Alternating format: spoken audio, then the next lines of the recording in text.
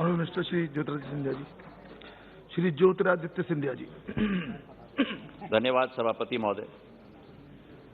आज 193 रूल के अंतर्गत एक बहुत महत्वपूर्ण मुद्दे पर ये सदन चर्चा कर रहा है और ये मुद्दा एक संवेदनशीलता का मुद्दा है। ये एक मुद्दा है जहां हर भारतवासी की आवाज एक मत की होनी चाहिए, एक विचारधारा की होनी चाहिए। हम अलग अलग राजनीतिक दलों से हो सकें, लेकिन हमारे लिए सदैव देश पहला होना चाहिए। हमारे लिए सदैव देश का नागरिक पहला होना चाहिए और यही मंशा, विचारधारा, सोच और संकल्प के साथ हमारी सरकार प्रधानमंत्री नरेंद्र मोदी जी के नेतृत्व में देश की सेवा, देश की विकास और देश की प्रगति के लिए अथक प्रयास दिन रात निरंतर कर रही है। विश्व में सभापति महोदय, जब किसी भी देश में एक लड़ाई का एक वातावरण तैनात होता है तो ये एक चिंताजनक विषय है, दुर्भाग्यपूर्ण विषय है और एक दुखद विषय है। एक ऐसा कालखंड होता था सभापति महोदय, जब कभी दो देशों के बीच में एक जंग होती थी या लड़ाई होती थी तो उस जंग या उस लड़ाई का प्रभाव केवल उन देशों तक सीमित होता था, केवल आसपास के एक दो पड़ोसी देशों तक सीमित होता था। लेकिन आज विश्व बदल चुका है। जब हम एक इंटरकनेक्टेड वर्ल्ड में अपना जीवन यापन कर रहे हैं, जब हम एक विश्व के नागरिक के रूप में अपना जीवन यापन कर रहे हैं, तो कोई भी घटना अगर एक देश में होती है तो उसका प्रभाव विश्व स्तर पर उत्पन्न हो जाता है। उदाहरण के तौर पर सभापति महोदय, जब एक छोटा सा पत्थर भी हम एक नदी में फेंकें तो उसका जो रिपल इफेक्ट होता है, उसी तरह आज एक इंटरकनेक्टेड वर्ल्ड में घटना कहीं भी घटे लेकिन उसका इफेक्ट विश्व के हर देश पर प्रभाव पड़ता है। और मैं मानता हूं कि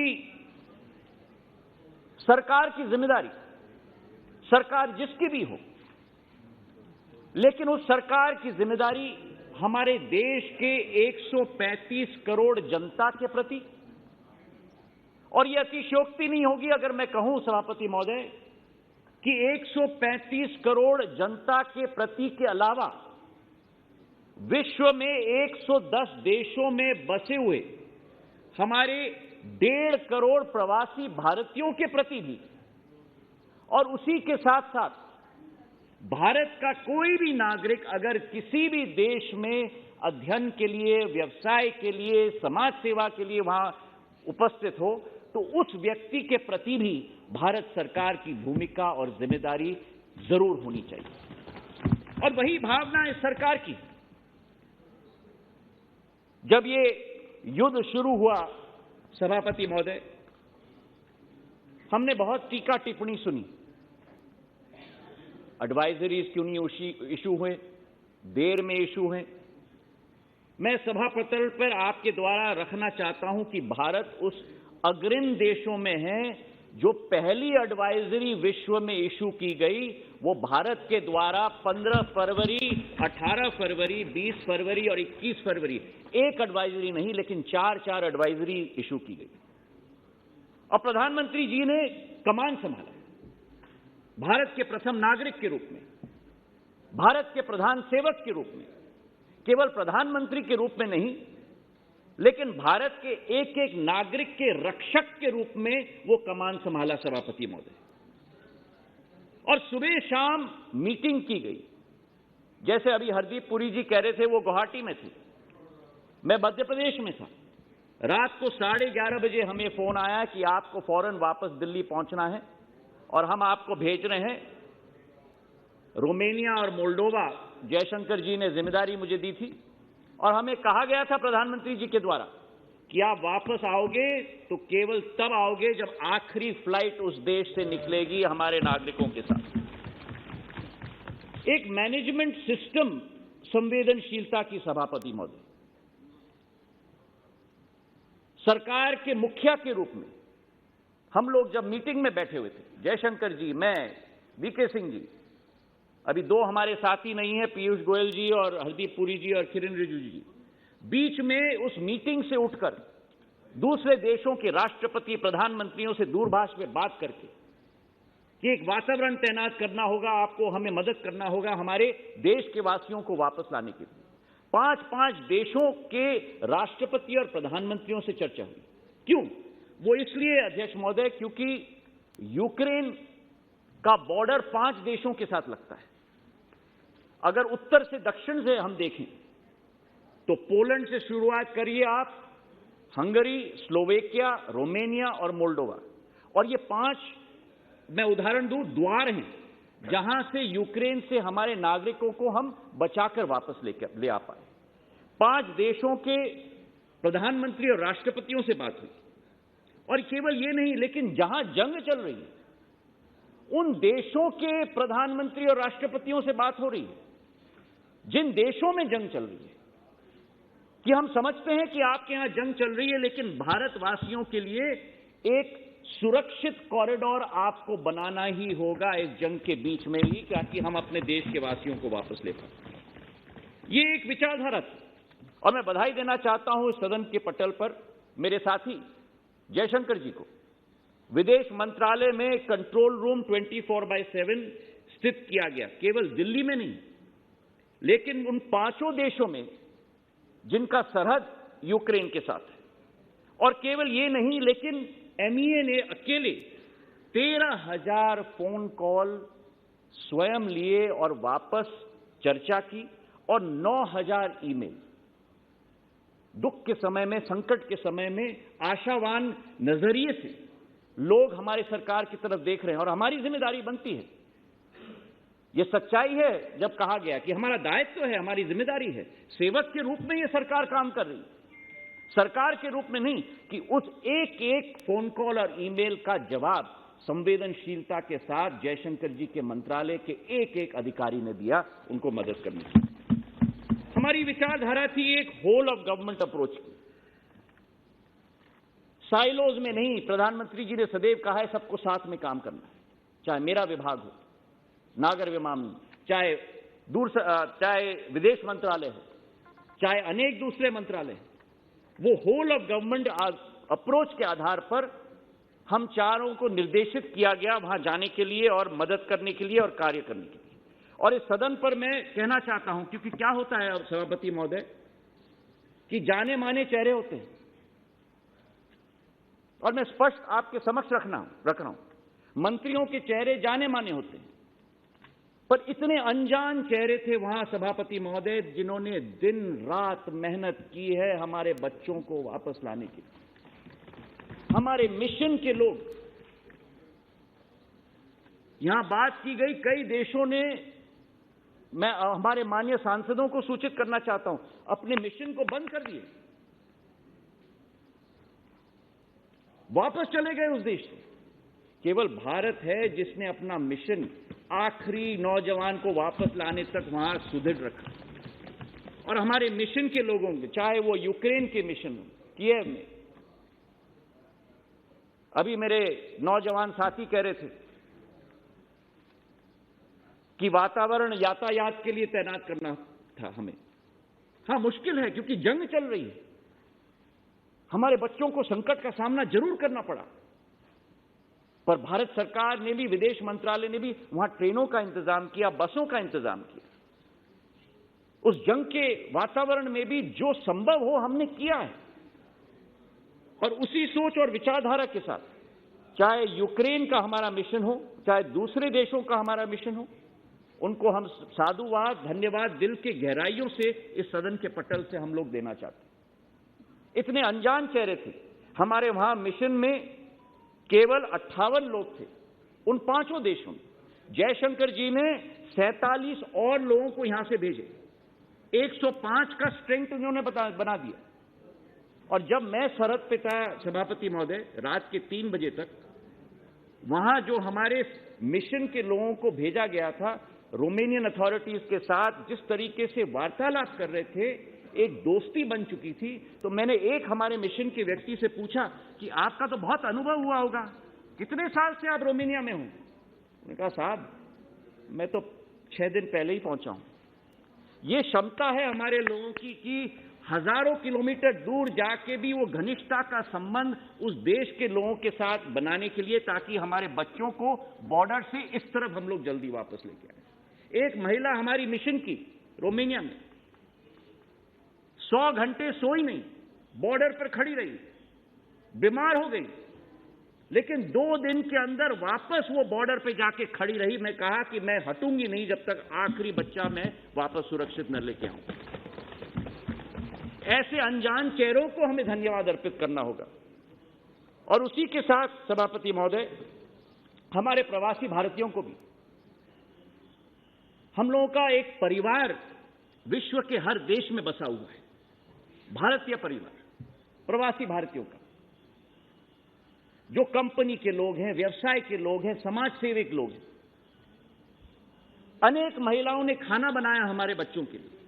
हमारे कंपनियों ने, जब मैं वहां पहुंचा, एक कॉल सेंटर 18 घंटे के अंदर विप्रो और जेनपैक के लोगों ने तैनात की, और मैंने उनसे गुजारिश की थी कि हर बच्चे को हमें टैग करना होगा, जब तक वो बच्चा वापस भारत ना आए, लेकिन अपने राज्य में वापस ना पहुंचे, अपना घर सुरक्षित ना पहुंचे, ताकि विदेश मंत्रालय को पूरी सूची हो एक एक बच्चे के बारे में। 18 घंटे में उन कंपनियों ने कॉल सेंटर सेटअप किया, मेडिकल हेल्थ सेंटर सेटअप किया। कई बच्चों की कठिनाइयां थी, और मैं उनको धन्यवाद अर्पित करना चाहता हूं आज इस सदन के पटल पर। और उसी के साथ साथ जो संभव हो पाया है, जब हम लोग वहां पहुंचे थे, और ये आपको मैं समझाना चाहता हूं कि पूर्व और पश्चिम यूक्रेन के बीच में एक नदी बहती है नीपर, और पूर्व यूक्रेन में बम शेल गिर रहे थे, और वहां हमारे 50% बच्चे वहां स्थित थे, और हमारी कोशिश थी कि जल्द से जल्द हम इन्हें बॉर्डर पर लाएं। लेकिन रोमेनिया में उदाहरण के तौर पर जो बॉर्डर है, वो हमारी राजधानी बुकारेस्ट से 600 किलोमीटर दूर थी। मतलब कि बच्चा सरहद तक पहुंचे, उसके बाद सरहद पे शेल्टर में रहे, उसके बाद 12 घंटे बस में चले बुकारेस्ट तक, और उसके बाद उसे फ्लाइट मिले। तो जब रोमेनियन राष्ट्रपति से मैं मिला था, जब प्रधानमंत्री जी ने उनसे चर्चा की थी, मैंने उनसे निवेदन किया कि एक छोटा सा एयरपोर्ट सुचेवा सरहद से 40 किलोमीटर दूर है, आप कृपा करके ये एयरपोर्ट हमारे लिए खोल दीजिए। हमारे भारत के विमान, छोटे विमान को हम यहां लेके आएंगे, ताकि बच्चों को हम वहां से ही सीधा इवैक्यूएट करें। और आज इस सदन से मैं उन रोमेनियन हमारे राष्ट्रपति और सभी अधिकारियों को मैं धन्यवाद अर्पित करना चाहता हूं। डोमेस्टिक एयरपोर्ट उन्होंने खोला हमारे प्लेन्स के लिए, और 2000 बच्चों को हमने सीधा सरहद से इवैक्यूएट किया। और ये इसलिए संभव हुआ क्योंकि प्रधानमंत्री जी ने स्वयं राष्ट्रपति जी से बात की।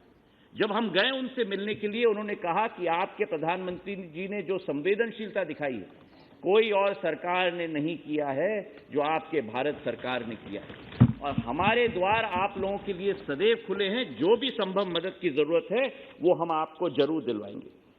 आज इस सभा पटल पर सभापति महोदय, मैं हमारे सभी एयरलाइंस को भी धन्यवाद देना चाहता हूं। कम समय में सभी का व्यवसाय होता है, सभी का बिजनेस होता है। संवेदनशीलता जिस तरीके से हमारी एयरलाइंस ने दिखाई, अपने प्लेन्स को अपनी रूटिंग से निकाला, विदेश भेजा, नए क्रूज को रखे। और इस सभा पटल में मैं कहना चाहता हूं, इंडिगो ने 35 फ्लाइट चलाई, एयर इंडिया ने 14 फ्लाइट चलाई, गो फर्स्ट ने 6, एयर एशिया ने 3, एयर इंडिया एक्सप्रेस ने 9, स्पाइस जेट ने 9, और हमारे भारत वायुसेना के C-17 4 ग्लोब मास्टर्स ने 14 सॉर्टीज किए सभापति महोदय, 90 सॉर्टीज किए, और 23,000 बच्चों को हम सुरक्षित घर वापस लाए। लेकिन जहां मन में एक हर्ष नहीं, लेकिन एक भावना है कि सुखद भावना है कि हम अपने बच्चों को सुरक्षित वापस लेके आए, एक तसल्ली है। वहीं जो शशि थरूर जी ने कहा, हमारा एक नागरिक, हमारा एक बच्चा को हम खोए हैं। नवीन केवल उस परिवार का नहीं, नवीन भारत के हर परिवार का सदस्य है और वो दुख और वो शोक हम सब अपने एक एक व्यक्ति अपने दिल में महसूस करते हैं।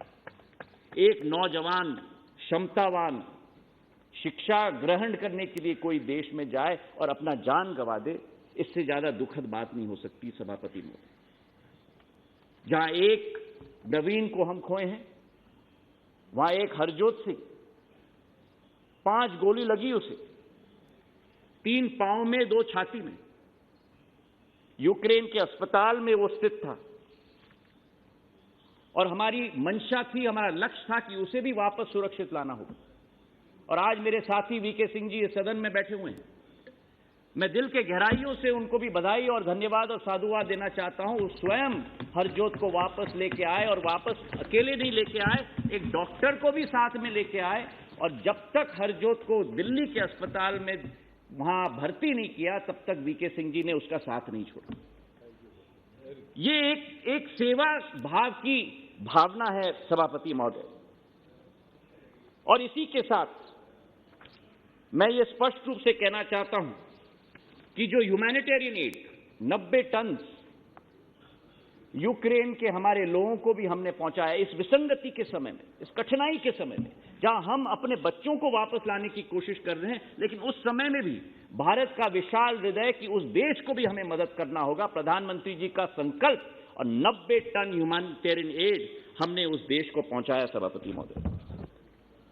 इसके पहले भी कई ऑपरेशंस हमने किए हैं, लेकिन ये अतिशयोक्ति नहीं होगी सभापति महोदय अगर हम कहें कि ये शायद this has been the largest evacuation exercise in war by any country in the world in recent history. And it has been made possible because of the leadership of our Prime Minister, his resolve, his commitment. मैं पूछना चाहता हूं कि क्या किसी और देश ने एक ऐसा एक्सरसाइज अंडरटेक किया यूक्रेन में? इसका उत्तर है नहीं सभापति महोदय।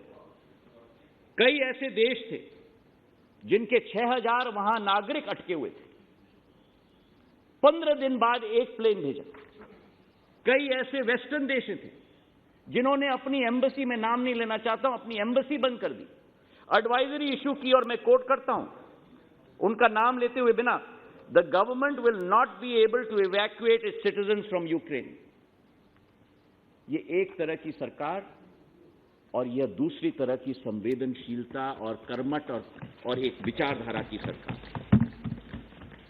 हमारी ये सोच है सभापति महोदय कि हम केवल भारतीय नागरिक नहीं लेकिन विश्व के नागरिक की हिफाजत और सुरक्षा में अपना विश्वास रखते हैं। वासुदेव कुटुंबक कई मेरे दोस्तों ने, मेरे भाइयों ने वर्णन किया। हां, ये हमारी सिद्धांत है, हमारी संस्कृति है, हमारा भाव है, पर ये वासुदेव कुटुंबक इस एक्सरसाइज में भी हमने देखा है, जब भारत ने केवल 23,000 अपने नागरिकों को वापस हम नहीं लेके आए, लेकिन 150 18 दूसरे देशों को भी के नागरिक हम वापस लेके आए। मुझे इस बात का थोड़ा दुख है सभापति महोदय कि कुछ लोग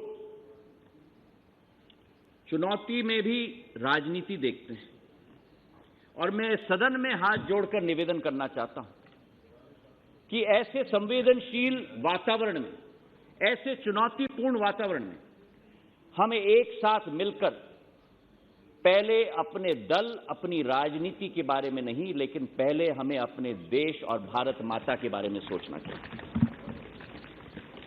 हमारी पार्टी की सोच सदैव है नेशन फर्स्ट, और वही इस एक्सरसाइज में प्रचलित हुई है।